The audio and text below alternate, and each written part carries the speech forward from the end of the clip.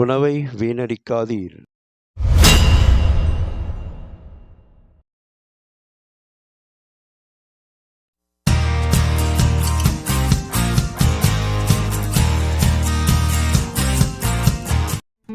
Hi viewers and subscribers, நல்ல டேஸ்ட்டாக டெலிஷியஸாக ரொம்ப குயிக்காக எளிமையாக செய்யக்கூடிய தக்காளியில் தோசை பண்ணுறோம். டொமேட்டோ தோசை அது எப்படி பண்ணாலும் பார்க்கலாம். அதுக்கு முன்னாடி நம்ம சேனலை சப்ஸ்கிரைபர் பண்ணிக்க, பக்கத்தில் இருக்க பெல்லைக்கான ப்ரெஸ் பண்ணிக்கோங்க. இதுக்கு ஒரு 3 தக்காளி, அதாவது ஒரு 1/4 கிலோ கிட்ட தக்காளி எடுத்துக்கிறோம். ரொம்ப எளிமையாக அதை செய்யலாம். அதுக்கு ஒரு 3 காய்ந்த மிளகாய் காரத்துக்கு ஒரு 3 காய்ந்த மிளகாய் எடுத்துக்கோங்க. ஒரே ஒரு வெங்காயம் போதுமானது, ஒரு மீடியம் சைஸ் வெங்காயம் 1 போதுமானது. அதுக்கு பிறகு இதுக்கு தேவையான இஞ்சி, ஒரு சின்ன துண்டு இஞ்சி எடுத்துக்கணும். சின்ன துண்டு இஞ்சி. இதுவும் வந்து பார்த்திங்கன்னா அந்த காரம் கொஞ்சம் வித்தியாசமாக அந்த புளிப்போடு தக்காளிக்கு நல்லாயிருக்கும். இப்போ நம்ம தக்காளியை இது மாதிரி சின்ன சின்னதாக வெட்டிக்குங்க. தக்காளியை சின்ன சின்னதாக வெட்டிக்கணும். அது மேலே இருக்க முனியில் இருக்க அந்த காம்பு பகுதியை வந்து எடுத்துருங்க. எடுத்துகிட்டு சின்ன சின்னதாக இதை வெட்டுங்க. இதை வந்து பார்த்திங்கன்னா வேக வைக்கிற அளவுக்கு, அதை வதக்கிற அளவுக்கு இருக்கணும். ரொம்ப பொடிசாக வெட்ட வேண்டியதில்லை. இந்த மாதிரி தக்காளியை சின்ன சின்னதாக நம்ம எடுத்துருக்க அந்த 1/4 கிலோ தக்காளியையும் வெட்டி எடுத்து வச்சுங்க.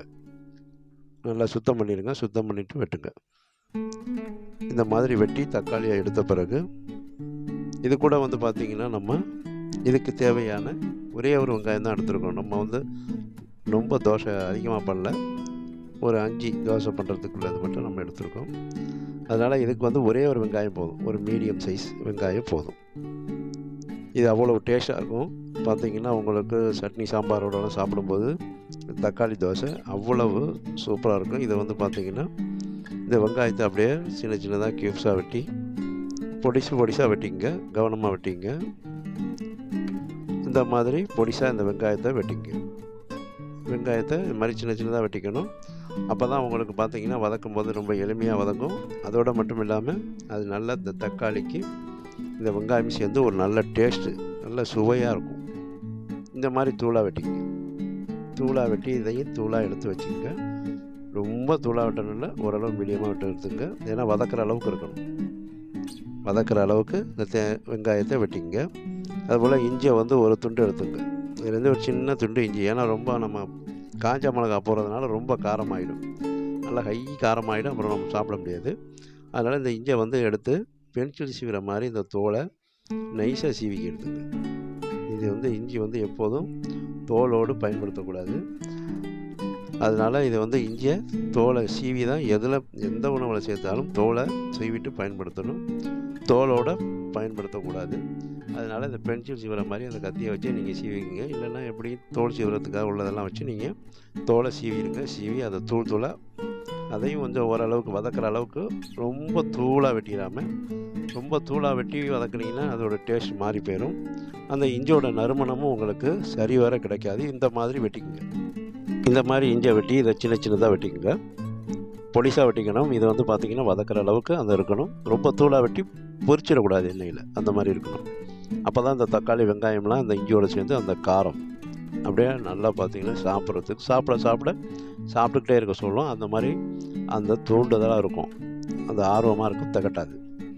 இந்த மாதிரி தூளாக வெட்டி இதை தனியாக இஞ்சியையும் சுத்தம் பண்ணி தனியாக அந்த மாதிரி வெட்டி எடுத்து வச்சுங்க. ஒரு துண்டு, சின்ன துண்டு போதும். இந்த மாதிரி எல்லாத்தையும் வெட்டி எடுத்து வச்சுங்க. இஞ்சி, வெங்காயம், தக்காளி, காய்ந்த மிளகாய் காம்பை எடுத்துருங்க. ஒரு அடுப்பை பற்ற வச்சுருங்க. அடுப்பை பற்ற வச்சு அது வதக்கிற அளவுக்கு உள்ள ஒரு எண்ணெய் சட்டி, ஒரு கடாய் வச்சுருங்க. கடாயில் ஒரு 2 டேபிள் ஸ்பூன் எண்ணெய் விட்டுக்குங்க. ரொம்ப எண்ணெய் விட வேண்டியதில்லை, ஒரு 2 டேபிள் ஸ்பூன் எண்ணெய் விட்டுக்குங்க. எண்ணெய் விட்டு நல்லா அந்த எண்ணெய் சூடு வந்த பிறகு காய்ந்த மிளகாயை போட்டு கரிஞ்சிடாமல் வதக்குங்க. காய்ந்த மிளகாயை போட்டுருங்க. இப்போ இந்த 3 மிளகாயும் போட்டு கரிஞ்சிடக்கூடாது, அதாவது உங்களுக்கு தீச்சிடக்கூடாது. லேசான மிதமான தீயில் வச்சு வதக்குங்க. இது மாதிரி நல்லா அதை வதக்கும் போது இது கூட நம்ம நறுக்குன்னு அந்த ஒரு வெங்காயத்தை போட்டுக்குங்க. வெங்காயத்தை போட்டு அதையும் நல்லா வதக்குங்க. இது வதக்கும் போது நமக்கு வந்து ஒரு நல்ல நறுமணம் வறுக்கணும்.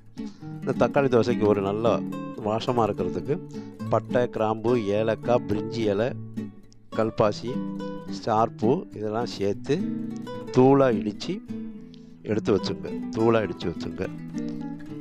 தூளாக இடித்து வச்சுருக்க அந்த தூளை ஒரு 1/4 டீஸ்பூன் போட்டுங்க. 1/4 டீஸ்பூன் இந்த வதக்கிற வெங்காயம், காய்ந்த மிளகாயோடு இந்த பட்டை, கிராம்பு, ஏலக்காய் தூளை வந்து நம்ம கொஞ்சம் சேர்த்துக்கிறோம். 1/4 டீஸ்பூன். ரொம்ப போட்டிங்கன்னா அதோட வாழை வந்து கொஞ்சம் வித்தியாசமாகிடும். அப்புறம் தக்காளி தோசை மாதிரி இருக்காது. அப்போ பார்த்திங்கன்னா இது உங்களுக்கு அது அந்த தோசையில் ஒரு டிஃப்ரெண்ட் தெரிஞ்சிடும். அந்த தக்காளியோட டேஸ்ட் இருந்து அந்த தோசையோட நறுமணத்தை மாற்றிடும். அதனால் இதுக்கு லெஞ்சமாக, அதாவது கொஞ்சம் 1/4 டீஸ்பூன் மட்டும் போட்டுங்க. இப்போ நம்ம நறுக்கி வச்சுருக்கோம் தக்காளி. அந்த தக்காளியை அந்த வதக்கிற வெங்காயத்தோடும் காய்ஞ்ச மிளகாயோடும் சேர்த்துங்க. சேர்த்து இந்த தக்காளியை நல்லா சுருள வதக்கணும். ஏன்னா இதை நம்ம அரைக்கணும். அது கூட நம்ம நறுக்கின இஞ்சி சேர்த்து வதக்குங்க. தக்காளியையும் இஞ்சியையும் சேர்த்து நல்லா வதக்குங்க. இந்த தக்காளி வேகும்போது அந்த இஞ்சியும் நல்லா அதில் இருக்க பச்சை நறுமணமெல்லாம் போயிடும். நல்லா கமன்னு இது வதக்கும் போதே இந்த தக்காளி பார்த்திங்கன்னா அவ்வளோ வாசமாகவும் இருக்கும். நல்லா எண்ணெயை விட்டு நல்லா சுருள வதக்கணும். வதக்கிறதுல தான் இதோட டேஸ்ட்டே இருக்குது. அந்த தக்காளியோட புளிப்பு தான் ஹைலைட்டாக இருக்கணும். தக்காளியோட டேஸ்ட்டு தான் அதில் வந்து தூக்கலாக இருக்கணும். இப்போ வெங்காயம், காய்ந்த மிளகாயெல்லாம் அதுக்கு வந்து ஒரு பேஸாக தான் இருக்கணும். அதே போல் இஞ்சி வந்து பார்த்திங்கன்னா இந்த காய்ந்த மிளகாயோடு சேர்ந்த போது ஒரு சுள்ளுன்ற ஒரு காரம் வரும். அப்போ உங்களுக்கு அந்த தோசை இன்னும் சாப்பிட்டுட்டே இருக்கணும் தோணும். எத்தனை தோசை கொடுத்தாலும் சாப்பிடுவீங்க, அந்த அளவுக்கு இருக்கும். இப்போ இந்த மாதிரி அதை நல்லா வதக்கி, நல்லா எண்ணெயில் வதக்கி நல்லா வதக்கணும். வதக்க விட்டு அதை நல்லா ஆற விடணும். இப்போ பார்த்திங்கன்னா நல்லா அது வதங்கி வந்து இருக்குது. தக்காளி நல்லா வதக்கியிருக்கோம். அதில் இருக்க விதையெல்லாம் வந்து நல்லா வெந்துடணும். அதோட அந்த தக்காளியோட பச்சை நறுமணம் போயிடணும். இப்போ இந்த மாதிரி நல்லா வதக்கி அதை ஆற வச்சுருங்க. நல்லா ஆற வச்ச பிறகு மிக்ஸி ஜாரில் ஆறணுன்னு சேர்த்துங்க. ஒரு மிக்ஸி பவுலில் ஜாரில் சேர்த்து நல்லா பேஸ்ட்டாக அரைச்சிக்கோங்க. பேஸ்ட்டாக அரைக்கணும். அதுக்கு தேவையான உப்பை சேர்த்து தண்ணி சேர்க்காமல் அரைக்கணும். தண்ணி சேர்க்காமல் அரைச்சிங்கன்னா தான் உங்களுக்கு இந்த தோசைக்கு நல்லா வரும். இப்போ நல்லா நைஸாக அரைச்சி பேஸ்ட்டாக அரைச்சி எடுத்துக்கிட்டோம். இந்த மாதிரி தக்காளியை நம்ம வதக்கின தக்காளி பேஸ்ட்டாக அரைச்சி எடுத்தாச்சு. இதை நம்ம ஒரு பவுலுக்கு மாற்றி வச்சுக்கோங்க. இந்த மாதிரி இருக்கும். இதை மாதிரி ரெடி பண்ணி தனியாக எடுத்து இதை வச்சுருங்க. இதை வச்ச பிறகு தோசைக்கு நல்ல மாவு பார்த்திங்கன்னா நைஸாக அரைக்கணும். இட்லிக்கு வேறு மாதிரி அரைக்கணும், தோசைக்கு வேறு மாதிரி அரைக்கணும். தோசை ஊற்றுறதுக்குன்னா உங்களுக்கு நல்ல மாவை நைஸாக அரைச்சி நல்லா புளிக்க வச்சு மறுநாளே வந்து அரைச்சி வச்சுருங்க. அது வந்து நம்ம தோசை ஊற்றுறதுக்கு ஒரு நாள் பார்த்திங்கன்னா நல்லா புளிச்சு அந்த தோசை நல்லா பொங்கி இருக்கும். அதை நல்லா இது மாதிரி கலக்கி விட்ருங்க. நல்லா இதை அடித்து விட்ருங்க. மாவை நல்லா அடித்து கலக்கிக்கணும். அப்போ தான் உங்களுக்கு தோசை ஊற்றுறதுக்கு நல்லா வரும். கொஞ்சம் தண்ணி சேர்த்து கலக்கினீங்கன்னா இன்னும் நல்லா வரும். இந்த மாதிரி நல்லா கலந்துக்குங்க. தோசை மாவை இந்த மாதிரி கலந்த பிறகு ஒரு கடாயை நல்லா தோசை ஊற்றுற மாதிரி நல்லா அகலமான கல்லாக இருக்கணும். அதே போல் பார்த்திங்கன்னா கனமான கல்லாகவும் இருக்கணும். உங்களுக்கு எடுக்கிறதுக்கு தடுமாற்றமெல்லாம் இல்லாத அளவுக்கு உள்ள கனமான கல், தோசை கல் இருந்துச்சுன்னா உங்களுக்கு நல்லா தோசை வரும். இந்த மாதிரி கனமான கல் அடுப்பில் வச்சு அது நல்லா சூடு வந்த பிறகு மாவை எடுத்து அழகாக தோசை ஊற்றுங்க. இந்த தோசையை அழகாக ரவுண்ட் ஷேப்பில் ஊற்றுங்க. மெதுவாக நிதானமாகவே செய்யலாம். அந்த கல் உங்களுக்கு நல்லா பழக்கி வச்சுருக்கணும். அந்த கல்லை அது வந்து பார்த்திங்கன்னா அப்போ தான் உங்களுக்கு தோசை அப்படியே எடுக்க நல்லா அதில் கிளியாமல் அப்படியே பார்த்திங்கன்னா பிஞ்சு போயிடாமல் அப்படியே வரும். இப்போ நம்ம தோசையை ஊற்றியாச்சு. இது மேலே வந்து பார்த்திங்கன்னா இப்போ நம்ம அரைச்சி வச்சுருக்கோம் அந்த தக்காளியை வதக்கி அரைச்சி வச்சுருக்கோம் பார்த்திங்களா, அதை ஸ்பூனால் எடுத்து ஒரு 3 ஸ்பூன் விட்டு இதை அப்படியே நல்லா அது மேலே பரட்டி விடுங்க. இந்த தோசை மேலே முழுக்க அதை நல்லா அப்ளை பண்ணி விட்ருங்க. தோசை மேலே அந்த தோசை வேகிறதுக்குள்ளே கீழே வந்து அடி பிடிச்சிடாத அளவுக்கு இருக்கணும். அதுக்கு தான் கனமான கல் வைக்க சொன்னால் லேசான சூட்லேயே அந்த கல்லை வந்து அடி பிடிக்காமல் இருக்கும். இப்போ இந்த மாதிரி அந்த அரைச்ச தக்காளியோட பேஸ்ட் அப்படியே நம்ம அப்ளை பண்ணிடுங்க. இந்த மாதிரி அது மேலே முழுக்க அப்படியே பூசிடுங்க. பூசிட்டிங்கன்னா அந்த தக்காளி நல்லா வெந்து வரும். இந்த மாவோடு தோசையோடு சேர்த்து நல்லா பார்த்திங்கன்னா மேலே வெந்துடும். இப்போ இந்த மாதிரி தக்காளி அது மேலே பூசின பிறகு அது தோசை மேலே பூசிடுங்க. இது மேலே கொத்தமல்லி தழை லேசாக தூவணும். அங்கங்கே இங்கெங்குமா ஒன்றா இருக்கணும். அப்படியே ஒரே கொத்தை அள்ளி அப்படியே நிறைய போட்டுட்டோமா நமக்கு வந்து தக்காளியோட புளிப்பு இருக்கும். ஆனால் தோசை கொத்தமல்லி தோசை மாதிரி போயிடும். இந்த மாதிரி அங்கொன்றும் இங்கொன்றுமா இருக்கணும். இது மேலே துருவின தேங்காய் நல்லா துருவி எடுத்து வச்சுங்க. அதையும் வந்து பார்த்திங்கன்னா கொஞ்சமாக தெளிச்சாப்பில் மலைச்சாரல் மாதிரி தூவி விடணும். நிறைய தூவிட்டிங்கன்னா தோசை தேங்காய் தோசை மாதிரி ஆகிடும். அப்புறம் தக்காளியோட அந்த நமக்கு அந்த நம்ம என்ன சாப்பிட்றதுக்கு ஃபீல் பண்ணோமோ அது கிடைக்காது.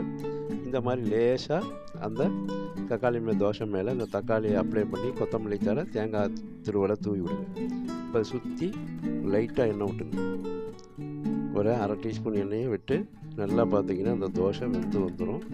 அதுக்கு மேலே நம்ம ஒரு மூடியை போட்டு அந்த ஆவியெல்லாம் அதிலேயே வேகிற மாதிரி பண்ணணும். அந்த ஆவிலேயே மேலே மூடி போட்டு ஒன் சைட்லேயே அதை வேக விடணும். இப்போ தக்காளி அது மேலே இருக்க கொத்தமல்லி தழை தேங்காயெல்லாம் நல்லா வெந்து போயிடும். மேலே அப்ளை பண்ண அந்த தக்காளியோட பேஸ்ட்டும் நல்லா வெந்துடும். இப்போ ஏற்கனவே நம்ம வதக்கியிருக்கோம். இதில் ட்ரையாக இருந்தால் போதும். இப்போ நம்ம இந்த தோசையை அப்படியே எடுத்துடுறோம். தோசையை இப்போ அழகாக பார்த்திங்கன்னா நமக்கு எடுத்து மடித்து பிளேட்டுக்கு மாற்றணும். இது எடுக்கிறதுக்கு ரொம்ப எளிமையாக வரும். ஆனால் நல்ல கனமான கல், இரும்பு கல் இல்லைன்னா இண்டோலியம் கல் இந்த மாதிரி நீங்கள் பயன்படுத்திக்கணும். இப்போ நம்ம தோசையை அற்புதமாக எடுத்து ரெண்டாக மடித்து நம்ம பிளேட்டுக்கு மாற்றிக்கிறோம். பிளேட்டுக்கு மாற்றிட்டோம். இப்போ இந்த மாதிரி நீங்கள் தோசை செஞ்சு சாப்பிட்டு பாருங்கள். இது சட்னி சாம்பார் அதே போல் பார்த்திங்கன்னா கொத்தமல்லி சட்னிக்கெலாம் ஹைலைட்டாக ரொம்ப பார்த்திங்கன்னா டேஸ்ட்டு சூப்பராக இருக்கும். ஒவ்வொருத்தரும் 10 தோசைக்கு மேலே சாப்பிடுவாங்க. அந்த அளவுக்கு இருக்கும். நம்ம தோசை அவங்களுக்கு ஊற்றி கொடுக்க முடியாது. அந்த அளவுக்கு இருக்கும் அந்த தக்காளி தோசை. நல்லா டேஸ்ட்டாக இருக்கும். அவ்வளோ டேஸ்ட்டாக இருக்கும். இது எல்லோரும் அதை நல்லா விரும்பி சாப்பிடுவாங்க. திரும்ப திரும்ப செஞ்சு கேட்பாங்க. இந்த மாதிரி நீங்கள் தக்காளியில் தோசை செஞ்சு சாப்பிட்டு பாருங்கள். சாப்பிட்டு பார்த்துட்டு உங்களுடைய நண்பர்கள், உங்களுடைய சொந்தக்காரங்க, உங்களுக்கு தெரிஞ்சவங்க இவங்களுக்கெல்லாம் எங்களுடைய வீடியோவை ஷேர் பண்ணுங்கள்.